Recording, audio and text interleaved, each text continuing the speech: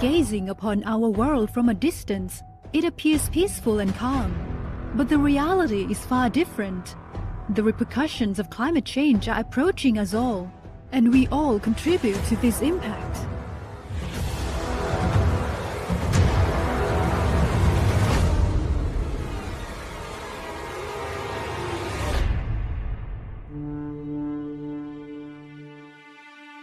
By 2050, projections indicate that over 3 billion people will reside in various urban centers in the Asia-Pacific region alone.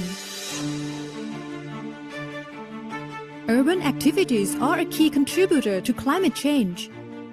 Cities are responsible for 75% of global CO2 emissions, with transport and buildings among the most significant contributors. And since 2012, the Asia-Pacific region has collectively been responsible for more than half of global greenhouse gas emissions yearly. The repercussions of climate change are imminent and befalling us all.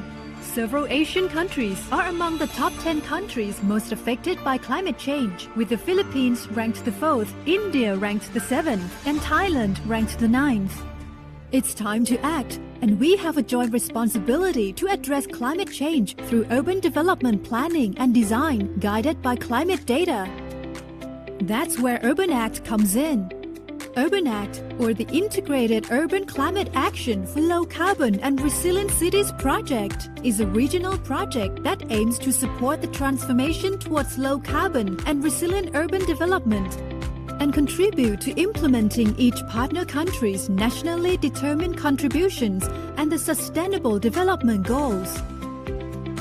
Funded by the International Climate Initiative, or ICI, commissioned by the German Federal Ministry of Economic Affairs and Climate Action, or BMWK, Urban Act is implemented in 5 partner countries: China, India, Indonesia, the Philippines, and Thailand, with a duration spanning 5 years from 2022 to 2027.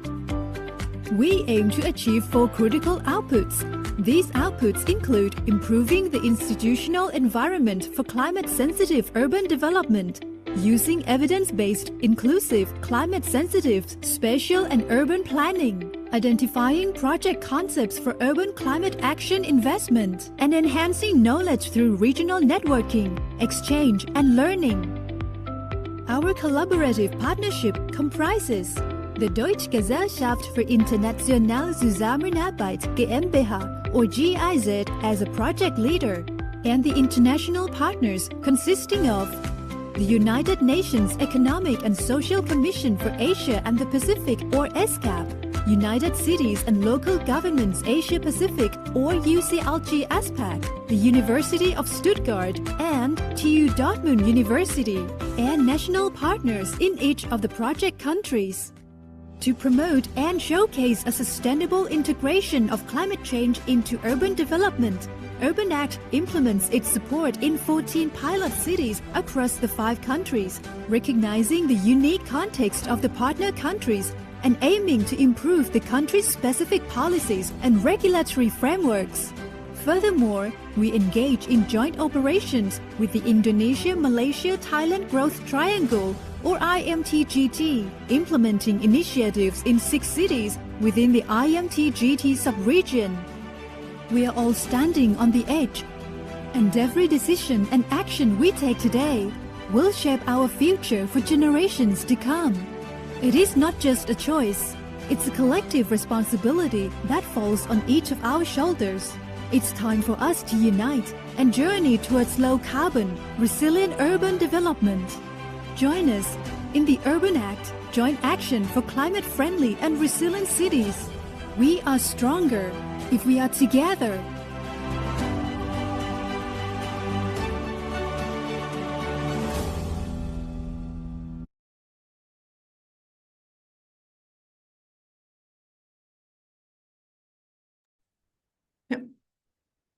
So good afternoon, everyone.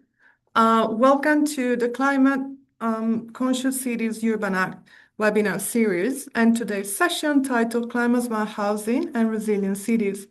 My name is Sarah Libera-Zanetti, and I'm with the Environment and Development Division at ESCAP, and it's a pleasure to be the moderator for the session today. So first of all, thank you for joining us today. We're delighted to see such a strong interest in this topic. We had over 120 people that registered for the session. I can see over 100 have joined from not just Asia and the Pacific, but also beyond. And this clearly reflects the urgency and the relevance of climate-smart housing in today's urban context. As many of you know, this webinar is part of the Urban Act project and contributes to the broader climate-conscious cities knowledge sharing effort. The Urban Act webinar series is designed to support cities and practitioners by fostering dialogue, sharing practical experiences, and highlighting emerging approaches to low carbon and climate resilient urban development. Thank you also for sharing the questions at registration. These inputs are really valuable as they help us as an organizing team to ensure that today's discussion is relevant, practical, and responsive to the audience needs. Before we begin, just a quick round of housekeeping points. Please note that this webinar is being recorded and the recording and presentation materials will be made available after the session. Feel free to use the chat box to interact with our participants during the webinar. I saw that many of you have done it already. Thank you for that. But please use the Q&A function to submit questions for the speakers, and this will help us manage the discussion more efficiently. Certificate of participations for those of you that are interested will be available by completing the post-event survey feedback form. But now let's turn to today's topic, which is climate-smart housing and resilient cities, which sits at the intersection of climate science, urban planning, housing policy, and social equity. Climate change, as many of you know firsthand, is increasingly putting pressure on housing system through extreme heat, flooding, sea level rise, and more frequent weather events. These impacts are not felt equally though. Low-income and informal settlements are often the most exposed and the least equipped to cope with this growing risk. This is where climate-smart housing becomes critical. Climate-smart housing goes beyond individual buildings. It refers to housing that is designed, located, and governed to respond to both current and future climate risk, while at the same time improving livability, thermal comfort, health outcomes, and affordability. In practice, this can take many forms, such as climate response design, energy efficient building envelopes, passive cooling strategies, and natural-based solutions that help reduce exposure to heat and flooding. But it also involves broader planning decisions, such as where housing is developed, how urban density is managed, and how housing systems connect to transport, services, and wider urban infrastructure. Nowadays, cities have access to increasingly sophisticated urban climate data and modeling tools, which can help them identify where risks are concentrated and where interventions are most urgently needed. However, a persistent challenge remains. How do we translate this technical knowledge into actionable housing policies, standards, and design? This challenge is particularly acute in contexts where data is scarce, institutional capacity is stretched, or responsibility for housing and climate action are fragmented across agencies. Ultimately, the goal of climate-smart housing is not only to reduce physical climate risk, but to strengthen the adaptive capacity of cities and communities, reduce inequalities, and ensure that resilience is embedded in everyday urban development decisions rather than treated as an add-on or a response after disaster occurs. With today's discussion, we will explore how housing can be embedded within broader urban resilience strategies, how climate data can inform inclusive and evidence-based planning, and how climate-smart housing approaches can be scaled in affordable and practical ways, particularly keeping in mind the most vulnerable. So with that said, I'm really pleased to move into our first expert presentation. Our first speaker will help us ground us in the conceptual and policy foundation of climate-smart housing with broader urban resilience strategies. So it's my pleasure to welcome Mr. Esteban Leon, who's the head of the City Resilience Global Program at UN Habitat. Esteban, the floor is yours, and as you know, you have 7 to 8 minutes. Thank you. Thanks, Sarah. Can you hear me? Perfect. Thank you very much. Yeah, 7 to 8 minutes is a bit short for a Latin American. to present, but it's fine. I'll try my best. Um, I first of all, thank you for the invitation. It's a pleasure to be here with you. It's always a pleasure to discuss these issues, which are very relevant to the world as it is today. Um, I like to make a presentation which is going to be more or less a presentation of the program of UN Habitat on the Urban Resilience Hub, the City Resilience Global Program, but at the same time raise some issues that I think are important for all, and especially for the regions that are the most urbanized in the world. As you know, I'm going to be speaking. If the audience wants to read, that's fine. Um, but I prefer to do it that way. As you know, the world is mostly urban. Since 2015, we became an urban species in the world. As you know, also climate change is a fact. You can see the sea level rising. You can see the heating problems. So we cannot deny that challenge. Um, as you know as well, cities are the places where most humans now concentrate, and are also the places where, as the presentation prior to my presentation put it, is where we generate most of the CO2 emissions. But at the same time, are the places where we can change and we can improve this trend. Um, I would like to, I mean, in UN Habitat, we try to switch I want to leave you with this urban resilience concept that we have been working on. As you know, I mean, before we started trying to conceptualize this idea of urban resilience, we were very much into the disasters or natural phenomena, right? We were analyzing earthquakes, we were analyzing climate change, we were analyzing different challenges that cities have. But what we try to do in UN Habitat is to switch and to shift from a mentality of analyzing the challenges, from a mentality of responding to crisis, to a mentality of trying to prevent that, and with a mentality of trying to build urban resilience. So that's an important point. And from that point, we decided that we're going to take 4 dimensions, right? One is the social aspects. The other is the environmental dimension. The third one is the economic one, and the fourth one is the institutional or governance. And the main idea is that if you have a healthy city, the city most likely will remain or will survive any type of crisis situation. And we are talking about a multi-hazard approach here. We are not talking about only climate change, but we are talking about all the potential challenges that a city can have, including climate change, of course, which is the most important one. But we are talking about also shocks and stresses. I think that by now we all agree that cities are complex systems of systems, right? The city is not one sector, is a complexity of sectors that intersect in order to create life for citizens.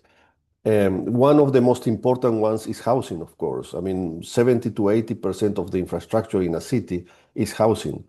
And therefore we must, and our citizens live in houses, right? I mean, they have to have a home. So that's the most important sector that we have to start tackling.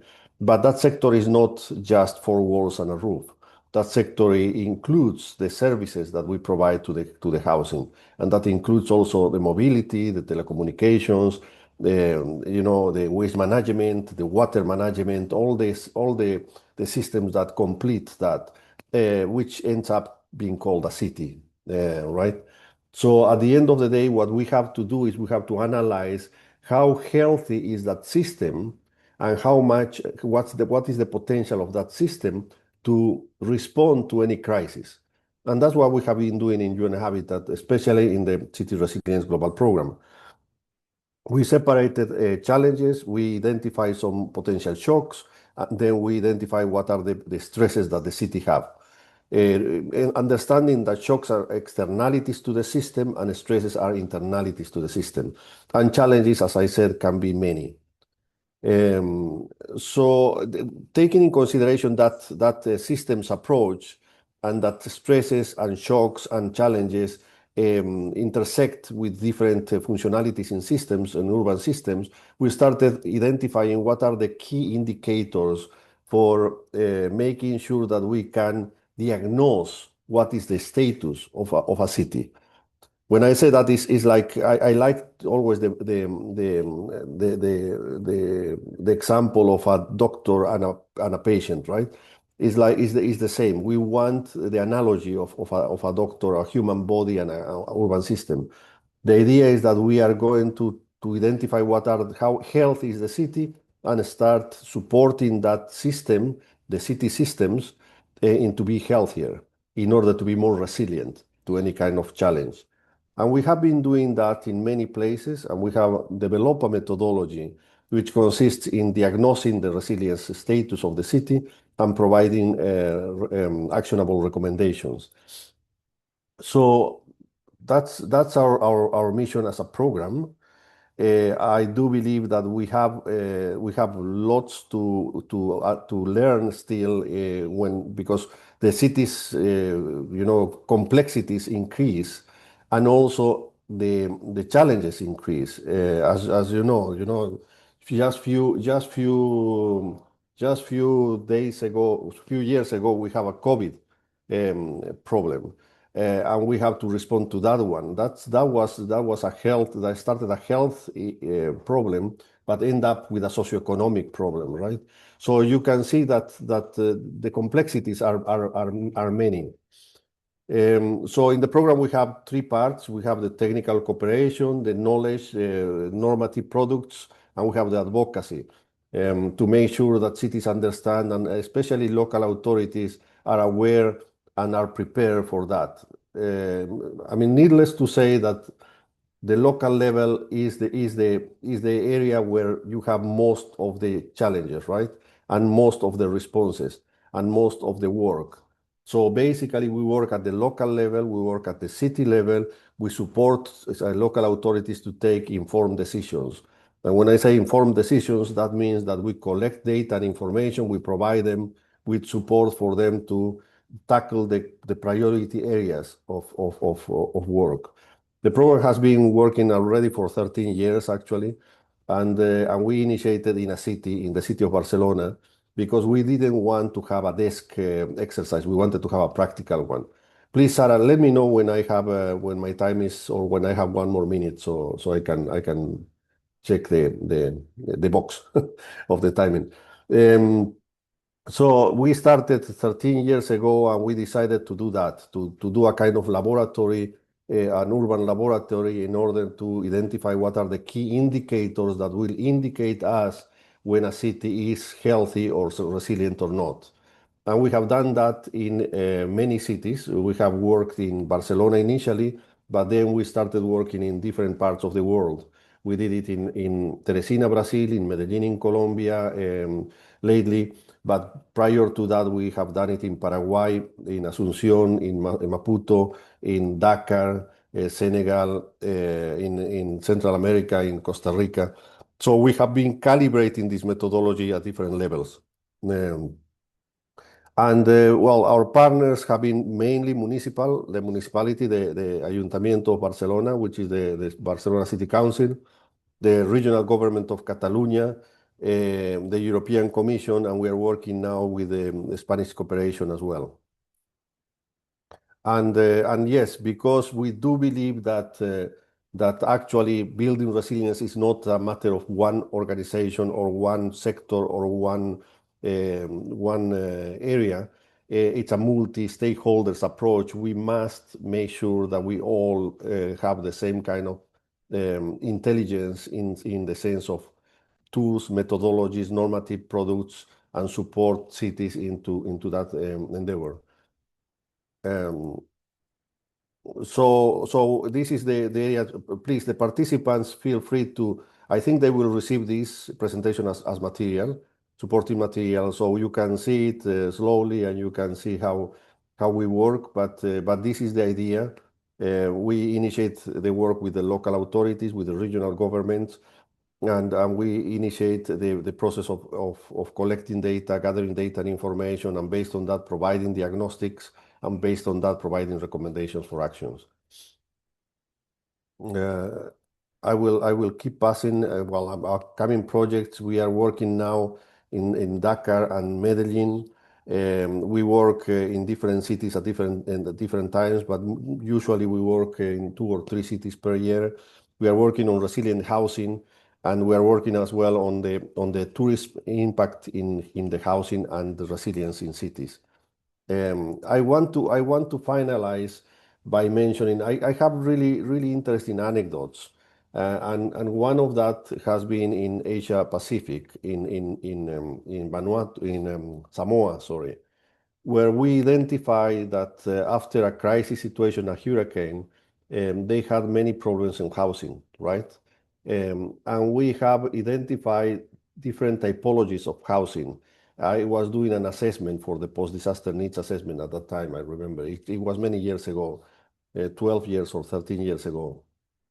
And the interesting part was that we have identified three, or we reduce the 16 typologies of housing into three mainly. One was the European style of housing, the other was the mixed European Samoan style of housing, and the third one was the Samoan style of housing construction, right? We are talking about the infrastructure of the housing, or the structure of the housing. And we have noticed that most of the houses that were destroyed during the hurricane were the European style and the mix, while the Samoan typical indigenous housing construction were still standing. And the reason was that the typical Samoan housing used to, I mean, when you have a hurricane, they just open windows and doors, and the winds came in and out. While the European style was, resisting the winds and therefore collapsing. I think that this is a very interesting example on how you can be resilient by making sure that you continue that indigenous knowledge, and this type of constructions, and this type of planning, and this type of urban settings that are contextualized to the region, and there is a reason why they are as they are.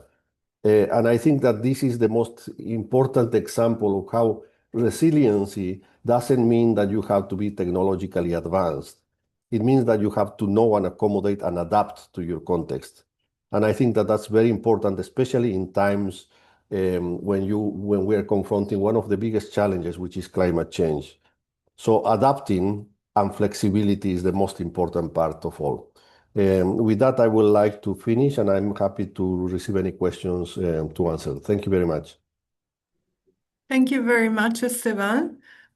This was great, and definitely resilience does mean embracing change. And we know that climate change is happening. We do need to adapt. Thank you also for reminding us, the complexity of cities as systems, and also the core place the core role the housing has within infrastructure in the city. So we'll take questions afterwards. There might be questions in the Q&A, so please do have a look if there are some questions for you. But talking about infrastructure, I would really like to now move on to our next speaker, who's Dr. Gil Cruz, Assistant Professor at the University of the Philippines. And he will be, in fact, touching upon the importance of investing in green infrastructure and natural-based solutions as a critical strategy for developing low-carbon, climate-resilient cities. Gil, the floor is yours, and you also have around 7 to 8 minutes. Thank you. Hi, can you hear me? Yes. All right, thank you. Good afternoon, everyone. I'm Hill Cruz from the Philippines, and I'd like to thank Urban Act and the organizers for this opportunity to share my insights on basically how we can restore nature in cities through green infrastructures to design and build more climate resilient urban communities. As we all know, climate risks continue to intensify. Cities now must rethink how they should grow, not against nature, but with nature. So, next slide, please. So just to set some context, basically climate change is no longer a future concern. It's already reshaping our cities today. Whether you're from Asia, from Europe, or from America, urban areas are increasingly experiencing more frequent extreme weather events. Basically, stronger floods, prolonged heat waves, sea level rise, and growing food and water insecurity. And for most of the developing countries, these risks are even more severe due to rapid urbanization and uh, basically different challenges in terms of our urban systems. So, and as cities expand, climate change impacts often worsen existing social and economic inequalities. Next slide, please.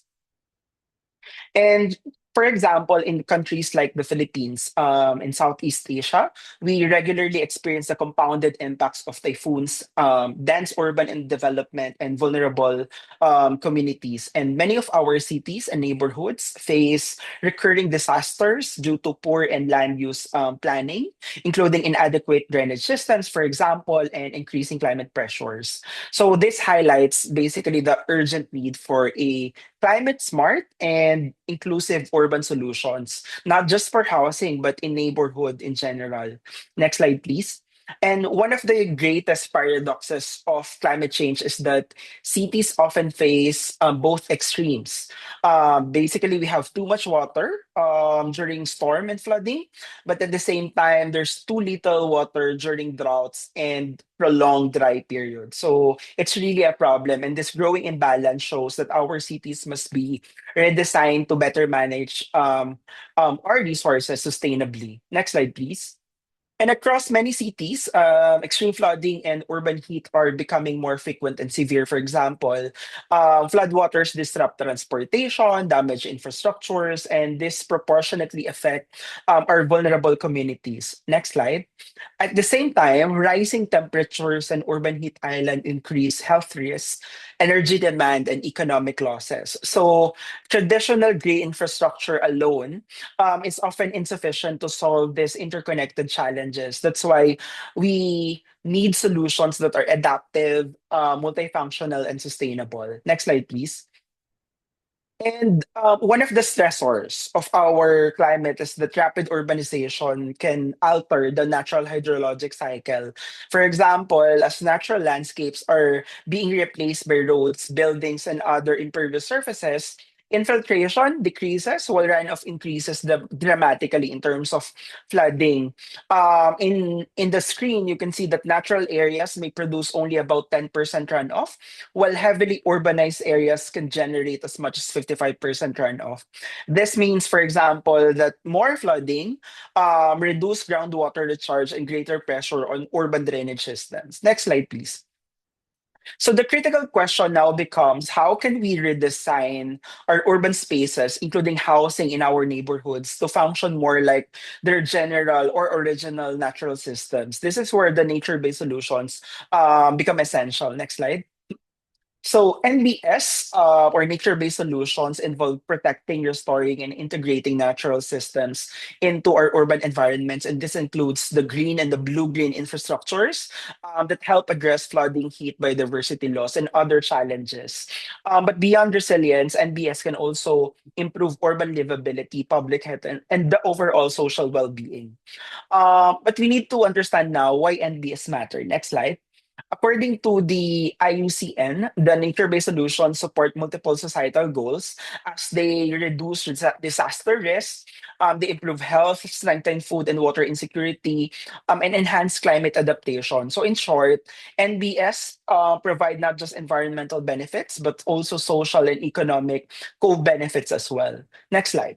One practical application of NBS in cities is low impact development, or LID. What is LID? Basically, LID mimics the natural hydrology through decentralized and micro scale interventions, just like what you see in the screen right now. Next slide. So in principle, it's very simple. The goal of low impact development is during heavy precipitation, for example, to basically slow down the water, spread it across the landscapes and soak it into the ground. So by doing so, it can reduce runoff volume, for example, improve infiltration, and enhance water quality. Next slide. Examples of green infrastructure under LID include permeable pavements, rain gardens, bioswales, and green roofs. This infrastructure, next slide. Blue-green infrastructures expand this further by integrating wetlands, retention ponds, restored waterways, and mangrove ecosystems. These are bigger and larger green infrastructures or blue-green infrastructures that can provide ecosystem services such as flood mitigation, urban cooling, biodiversity support, and improve water management. Next slide. Nature-based solutions are also highly effective for reducing urban heat. Streets with trees, parks, wetlands, and green roofs can cool cities through shading, evapotranspiration, and heat absorption. In fact, literatures show that vegetation can lower peak temperatures by 1 to 5 degrees Celsius. So next slide. So I just like to share this one ongoing project in Balanga City, Bataan in the Philippines. We're currently doing this project by applying those principles in a highly urbanized catchment that is vulnerable to flooding and heat. So this study focuses on increasing green spaces and integrating various green infrastructures, including permeable pavements, rain gardens, green parks, and rainwater harvesting system. Next slide, please. So by redesigning impermeable spaces into permeable and greener environments, we significantly increase urban resilience while improving livability. Next slide. So this case demonstrates that even dense urban areas can be transformed into a more adaptive and sustainable communities through science-driven planning. Next slide. So just to summarize my presentation, I just want to highlight these key points. For example, first, green infrastructure provides practical, nature-based solutions for managing stormwater. It can reduce urban heat, it can improve air quality, and overall, it can enhance the urban livability. Second point is that by integrating these systems into urban planning, we can help cities address their climate risks while creating a more healthier, more adaptive, and sustainable communities. Third one is that we should invest more in green infrastructures because this is a critical strategy for developing low carbon, climate resilient cities that can balance environmental sustainability with long term urban growth. And finally, effective implementation is also important for these green infrastructures as it requires supportive policies, more strategic planning, and stronger collaborative action, not just among scientists, but also among governments, planners, and even local communities. It's very important to engage our local communities in the implementation, monitoring, and evaluation of green infrastructures. So next slide. So yeah, I think that's the end of my slide. Again, I just want to end this by saying that as we design our cities of the future, we must continue to restore nature. It must be the central of our urban development. So again, thank you very much. Maraming salamat for this opportunity. Thank you, Gil, for your presentation. I really like this idea of restoring nature at the center of urban development. I think it will stick with me. But also thank you for highlighting the importance of connecting climate knowledge and the data that we have to the actual planning and design decision. And also you highlighted the importance of balancing environmental sustainability with long-term urban growth. So it's really, really important that we leverage as much as possible natural-based solutions that unfortunately we see it's still an untapped resource and really need to invest more. So we really need to put housing within the general dialogue and discourse on urban infrastructure. I would like now to move on to our last expert.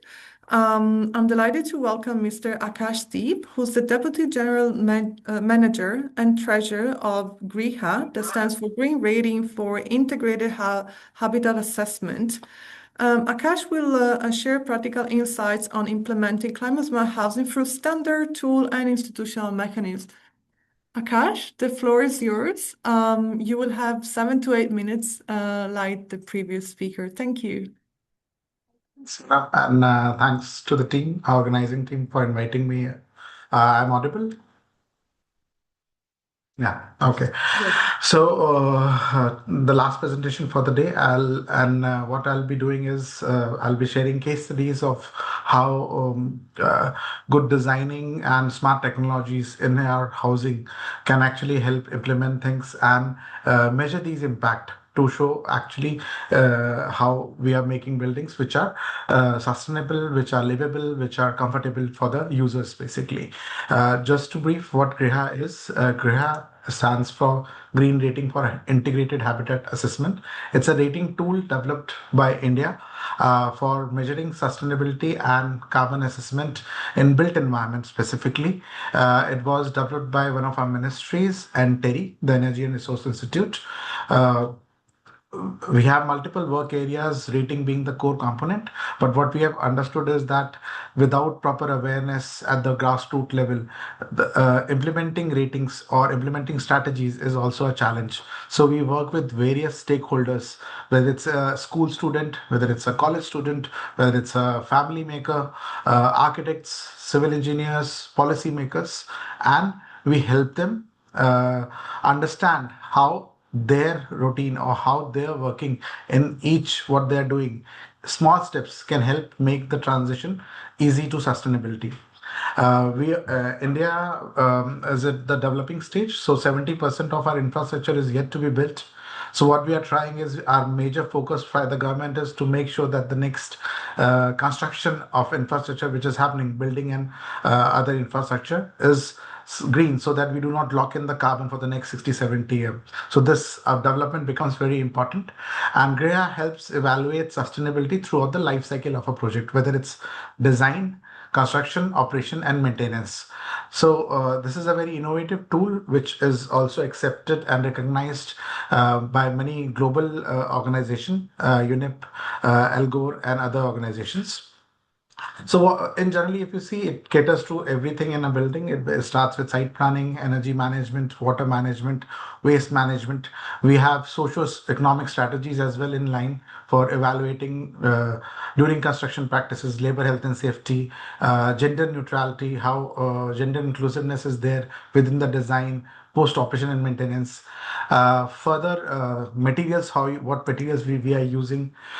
Operation maintenance, as we all know, in many of the countries across the globe, even if you make a building green or housing green, maintaining O&M becomes a major challenge across the globe to maintain these systems and then have a sustainable life cycle, basically. So all these are part of the whole evaluation process and reporting mechanism. And obviously, or above all, occupant comfort is the main thing which these buildings are doing. As we all know, housing is the base unit of any our urban infrastructure, where all the interaction happens, all the learning happens. So it is very important that these units, if we can make them sustainable at all levels, the learning is enhanced and implemented in other infrastructure as well. So the examples which I have, they are divided in three parts. One is high-rise building, a mid to high income group, multi-storied buildings. The second example will be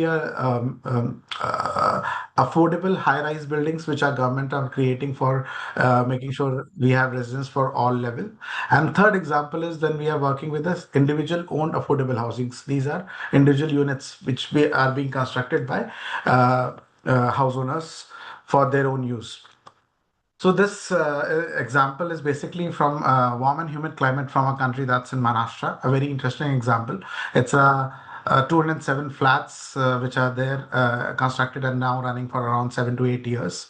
What makes this whole example very interesting is if you see the red highlighted portion, these are MIG to HIG flats, mid-level to high income group flats, and per month energy bills generally range to around $2 to $5 only, and that is keeping in mind all the comfort levels are there. It has a high technology integration, so there are very interesting strategies the architect and the developer has implemented in the project. For example, if you see the second image, it they have removed the cement plastering within the house itself. Everything is done through your uh, lime mortar. So lime is automatically white. So whitewash the paints, interior paints, you do not have to do again and again after 2 years.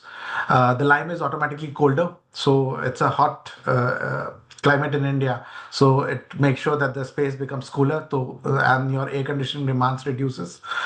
Similarly, if you see these initial four images of solar systems, both solar energy and solar hot water, these systems are very interesting. What they have done is they have given choices to users to actually create make smart choices when you are using a building. There's a regulator of temperature in each tap within a house. Now you can actually modulate the temperature, what temperature I want the hot water to come in. Now with the hot water systems, one of the challenges, the initial one or two buckets is always a cold water and you have to waste it to get the hot water comes out. Now these are practical challenges when you're installing hot water systems, solar hot water systems within a project. So what it does is you modulate the temperature, and it has a conventional heating system aligned to the solar hot water system. And then amount of temperature that you set, automatically the water will be heated with the conventional system. And once the hot water reaches the solar hot water system, which has started coming into the pipelines, which meets the temperature requirement, it stops the conventional flow of hot water, automatically saving the water, saving the energy, and making sure the water which you receive is as sustainable as possible. Also, what they have done is the STP, the sewage treatment plant, has been installed by the developer over there. And this STP is a non-chemical based STP basically. It's a system which is called soil biotechnology. What it does, you have plants which absorb nutrients from our wastewater. So it is a two-story high STP. What you see on the ground floor is plantation. The water is then the wastewater is then sprinkled throughout these landscape areas. It is filtered and collected at the bottom, and that's it. Is basically a primary filtration which is done. You can do a secondary filtration and treatment, and it can be used for flushing and irrigation purposes, and that's what they use the treatment purposes. So there's no energy required, just the pumping of water is there. There's no chemical, it's the soil which becomes your filtration media, and that's the natural process. When you put on the wastewater in any of the land, the waste from our wastewater is absorbed by the trees and plants, and they become nutrient rich. So that's the natural STP which is being used. So it is maintenance free, easy for a housing society to maintain once the developer gives the handover to the local residents. Similarly, it has a big rainwater harvesting and recharging and storage capacity. So they are storing the rainwater and reusing in the rainy season. It's a rain intense. There are 3 months which is heavy intense rain, and the later months they store it and reuse again in potable and non-potable usages as well. So very interesting project, and how small design changes can actually help you make sure your choices are there to use a building sustainably. This is again an example from a hot and dry climate from our country, and reviving our architectural design features from old ancient architecture is one of the example what they have seen. So if you see the top three photographs of ventilators which have been added into the windows and doors on top of it. Now there's a small design change in each of it, and these are learnings from various projects. The first one is a louvered ventilator. So in that, there's a challenges of mosquitoes and other things coming in. The second one is a slider ventilator. And from there, the challenge was coming in that if there's rain outside which is coming in and there's a wind gushing, there's hard to modulate the slider ventilators. So the third design what they've gone in is the top hung design. Now what you can do is you can actually modulate the wind speed with the opening, and also it acts as a lure to the rains which are coming in. And it's a very small design change, converting from a slider to a top hung window or a top hung ventilators. But it gives a user a choice to open a ventilator or open a natural ventilation when the weather outside is good. But because of a high rise building, if the weather is good and there is a high speed of wind coming, and in the current slider window design, I don't have an option because I can only open it and highest wind speed will hit us. Other thing, which you see the circle marked in the plan, what they have done is these are 1 BK flats, 1 bedroom and a living room and a small kitchen and bath. So what they have done is 2 units are connected to one big utility duct. Now what they've done on top of the terrace is that it has a forced ventilation system. Now what it does is one thing that it creates a negative pressure in this duct itself. So one of the challenge with these baths and WCs is that there's a challenge of smell coming into the living spaces because these spaces are very cramped and small. So this forced ventilation on top of the roof creates a negative pressure. Second, it also creates a negative pressure. Because of the negative pressure, there's a forced ventilation which is being done. So the bath and WC is always on a negative pressure. There's a suction which is created from a bedroom and the living areas, and that's created a natural flow of ventilation. It also reduces per flat cost of installing exhaust fans and making sure that the central ventilation duct is also helping you do that. So very interesting design in terms of making sure that the design facilitates natural ventilation, and without even operating a window, the building is automatically naturally ventilated. This is one certification which we are doing with the individual owned houses, and this is we are doing with lots of banks and HFCs now. So there are three stakeholders in this whole process. You have the homeowners, you have the HFCs or the banks, and you have the GRIA council. Now what we do is HFCs have an option of converting their loans to a green loan, basically, which is available at the multilateral and bilateral agencies loans which are available. But they need a tool to assess the money which is going into these green loans. Is it being implemented through a green building, basically? So Griha works with these SFCs to evaluate these small houses, and these are very small and easy to assess strategies, such as is your roof white in color so that you get reflecting the heat from sun? Are you using energy efficient systems? So in India, you have a star labeling program for energy efficiency systems. 5 star means good efficient system. 1 star equipments or AC or refrigerator, it is high intensive energy and not so that system is already there. So how you are promoting that into each of the buildings? So what comes out of it is basically each unit homeowner gets interest rebate. So it's the interest is reduced on the loans. The HFCs gets carbon emissions saved on each unit, and Griha gives a contribution to the net zero target of the country, which we have 2070 to the government of India. This mechanism and many of the other ratings are now being accepted in other countries also. So we are working in Maldives now. We are trying to get into Africa as well, and our neighboring countries, Bangladesh has incentives on similar ratings which we have. So what we have seen is that design is the key to have a sustainable implementation, and design is the low cost solution when we are looking into technologies. If we do the design right, technology is a backrider to the whole sustainability implementation. Through all these things which we have done, the awareness, ratings, and all, these are the numbers which we give to the government of India, which is also used in the Paris Agreement reporting mechanism every year. So through implementation, how much energy saved, how much water saved, how much carbon emissions reduced, how much solar is installed in all the projects. So all these numbers is what makes the whole process very credible, and it makes its own statement in terms of impact creating at all levels of the society. On that note, I will end the presentation. Thank you very much. Great. Thank you very much, Akash. It was really great with all the examples that you brought. And For me, the take-home message is really like the importance of placing the design element right at the beginning. So once we start right, and I think this is something that we really need to rethink in all of the in all we do, right? And also this idea of having a life cycle approach also to housing. This is extremely important. You also touch upon the importance of keeping a whole of government, but also whole of society approach. We really need to raise awareness among different layers of society. So thank you for that. Now we will move on to the moderated Q&A sessions. Thanks to all of you that already posted a number of questions in the chat, and thank you also to all of the speakers that already answered, some of them live. It's great to see so much engagement. So I'll try to have at least a round of questions, hopefully two, to each of you. If you could keep your answer to 1 to 2 minutes.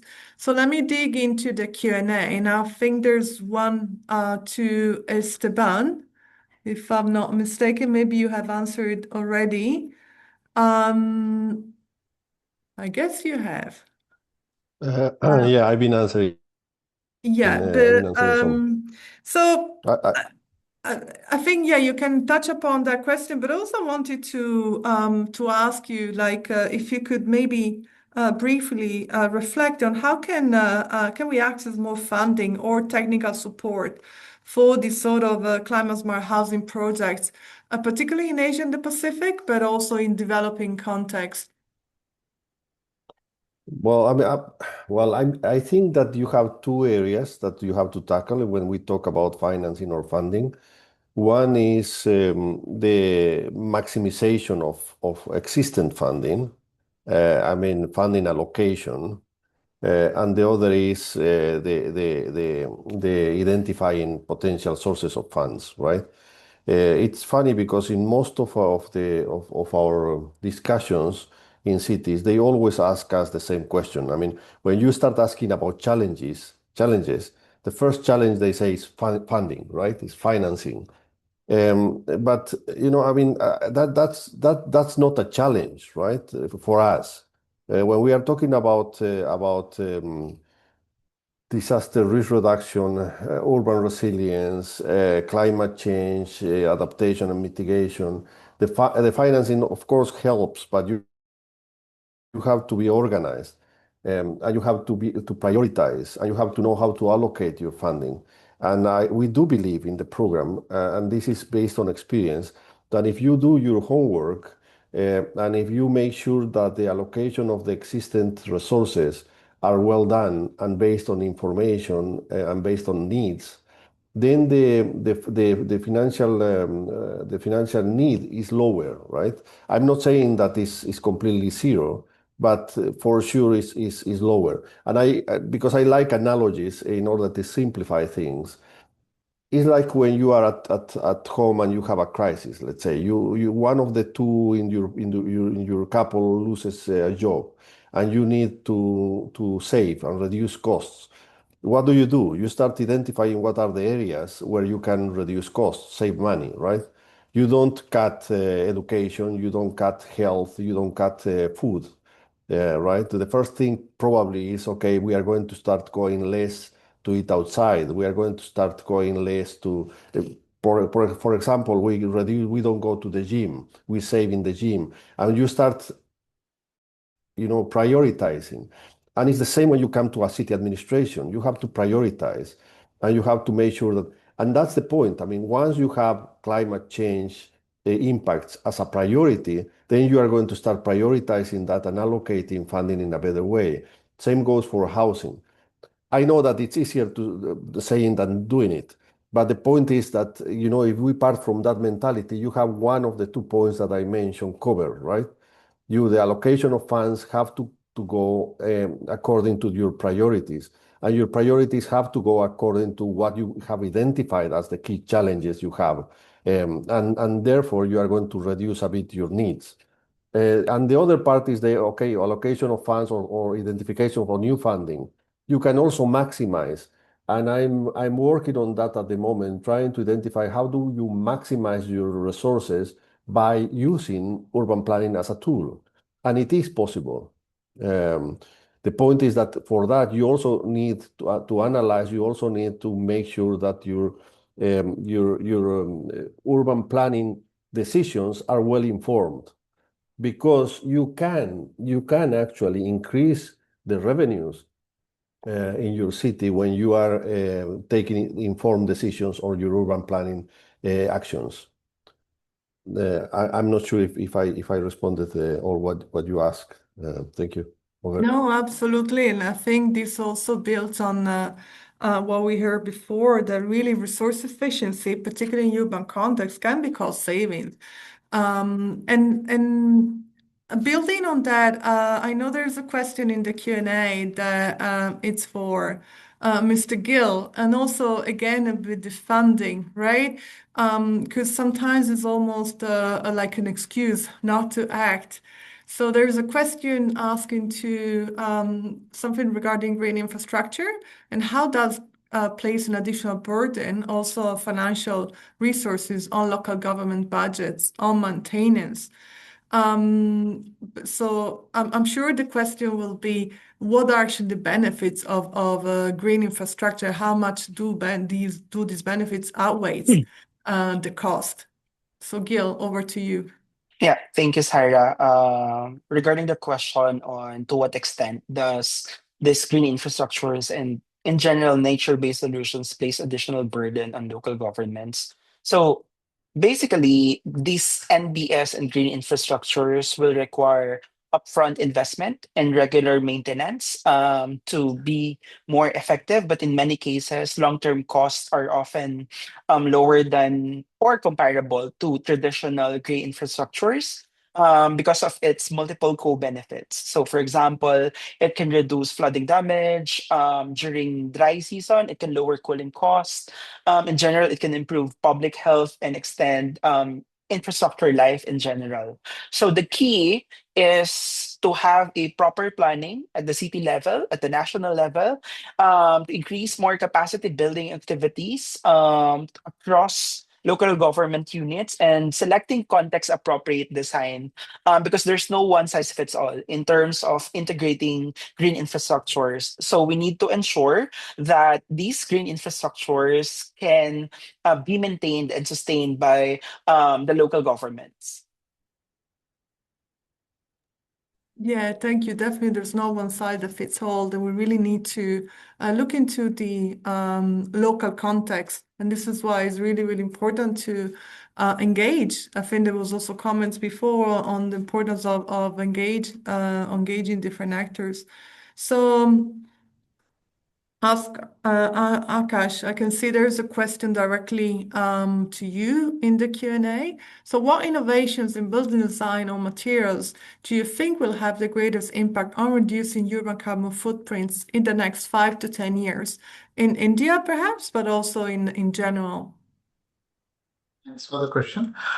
And I think so, both in, as mentioned in the presentation, design is one of the areas which we are focusing in India because with the hot and dry climate which India is, and an aspiration to have a glass box from Western architecture as a copy-paste system in the design, that has been a major challenge in reducing the energy consumptions from the buildings. So promoting the Indian climate responsive architecture designs which we used to practice. I think so all countries across the globe, they have their own design practices which were ancient and were much more local and much more vernacular and much more relevant to their own climatologies.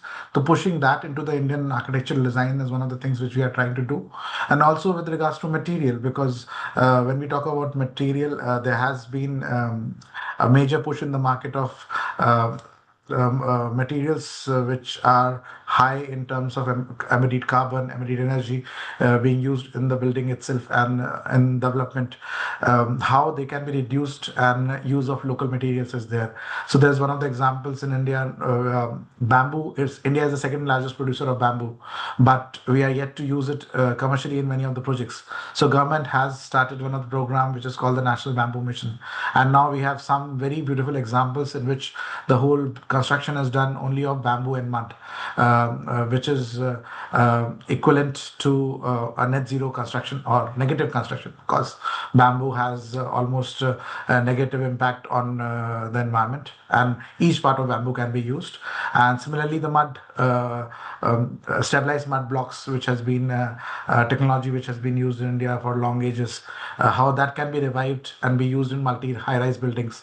And we have been able to construct buildings up to 7 stories and 8 stories with mud blocks itself, which has a good thermal, which acts as a thermal barrier and does not require air conditioning throughout the year itself. So such design plus material combinations, creating an envelope which is thermally friendly to the local climate, is what we are trying to push. And there are now lots of examples across the country of adopting natural ventilated buildings, even in the intense heats. And interestingly, yesterday, globally, it was announced that India is the hottest space right now in the whole globe, and we have a major heat stress happening right now in our country. So these examples gives hope that still it's possible across the globe. If we can do it, everybody can do it, I think so. Thank you. Thank you. Thank you to all of you. I'm a bit mindful of the time. We'll try to take one more question. I know Esteban has to leave at 3 o'clock sharp. But just to conclude, Esteban, I know there was a question that you already answered, but so what do you think, how can we make climate smart housing, but particularly housing in general, how can this be more affordable and accessible, particularly low income communities? Based on your experience, what do you think is the key? Well, yeah, it was a very interesting question because it's a recurrent one about housing. But I do think that as I was responding to the question, I do think that we have to combine. I mean, we have to have a combination of good governance because without proper policies and without proper government decisions on tackling these issues openly, it's not going to be possible, right? So it's a combination of good governance. It's a combination of again, we go back to the planning aspect. It has to be, equity focused planning. We have to make sure that when we plan a city or we plan an expansion or we plan, we have our urban planning areas. We have to make sure that we also think in all the different layers of the society, right? We have to think in equity. We have to also think about nature-based solutions. Because it's not about I like the presentations that I saw now because they are tackling exactly the areas that are most in need, and that's important. And we have to also going back to the financing. We have to have a creative financing models. So I do think that there is not one answer for that. I cannot unless we have lots of funding and we say, okay, here you can do it. We have to be very creative, but we have to be very conscious that we have to combine these aspects, the governance part, the planning aspect, the natural-based solutions, the creative financial aspect, but especially the flexibility in our actions. We have done an analysis after or during COVID about the cities that were more successful in the responses to the COVID aspects, right? The COVID impact. And the most successful cities were the most flexible cities. Again, I mean, the ones that could switch the funding that were allocated to areas of need. And probably you are aware of this, or you are familiar to this. Many times when you are going for financing or for funding, they tell you, oh, sorry, we already allocated, you have to wait for next year. That's not, if it's an important need, the allocation of funding is just, something that has to switch quickly. You cannot go back to oh, sorry, this is planned for another year because we didn't plan it now. That's part of planning as well, to have the flexibility to switch when it's needed. I'm really sorry, I'll have to move now because I have another meeting. But yeah, it has been very interesting, and I hope that it has been useful for you as well. Thank you very much. Absolutely. Thank you so much, Esteban, and good luck with your next meeting. We'll keep it very, very short as we're already past the hour. So, Dr. Gill, I know you'll also answer that one live by writing just to some practical tips from your experience on translating climate data into practical housing policy and design. What do you think the gaps are, and what do you think we need to do to address those, or what tips would you give to our audience? Yeah, thank you, Sarah. Just like what I mentioned in the live chat, basically we need to marry science with policy by informing policy by the results of the investigation, with the results of our research. So, for example, this climate data such as flood risk maps, heat indices, different climate change projections could be used so that the housing and other policies related to housing and community development should be framed in such a way that it should be sustainable. So just like here in the Philippines, there are really gaps in terms of policy. So we need to fill that gap with the available information and data from research and other scientific investigations. Great, thank you. And thank you also for keeping it very short and focused. So one last question also to Akash. So let me find it. I don't know where it went. There was, so what do you think, Akash, are the main challenges in implementing climate smart housing in the cities, and particularly thinking of how do we ensure that the most vulnerable are put first? Yes. So I think so. With regards to affordability segment, one of the challenges which we face is there's a mindset that sustainability is costly, and it comes at a premium cost, which is officially and with all numbers to prove that is a incorrect assumption and a myth, which we are trying to break at all levels. And that's why the new tools such as life cycle costing, life cycle assessment, and GW potentials has been integrated in the rating itself, so that when you have initial BOQs prepared for the projects, the funders know that what will be the ROI from their investment from the initial stage, and the whole cost is not increasing at the initial capex level as well, with proper design solution implemented inside the process. The challenge which we now face is that we have a paucity of time. We have very fast construction pace. We are making lots of construction happening in our country specifically, and to cover that ground with the current awareness level is a challenge. So one of the initiatives which we have done now is involving school students to audit their schools and get a rating for schools. So what happens is once they go into their life, and these are 5th to 8th class students, so they become very friendly to the green terminology. And once they go into graduate into their streams, they become our ambassadors in the future and make sure the things are green. So that is one strategy, one of the strategies which we are trying to do, I think so, to cater the current challenge. Thank you. Thank you, Akash. And definitely raising awareness is also one of the aim of our webinar series, right? Because we can see there are still a number of gaps. So thank you very much to Akash and Dr. Gill as well, and of course Esteban, who has already left. And thank you to all of you that stay with us, and also thank you for your active engagement and all of the questions before during the registration, but also in the Q&A chat.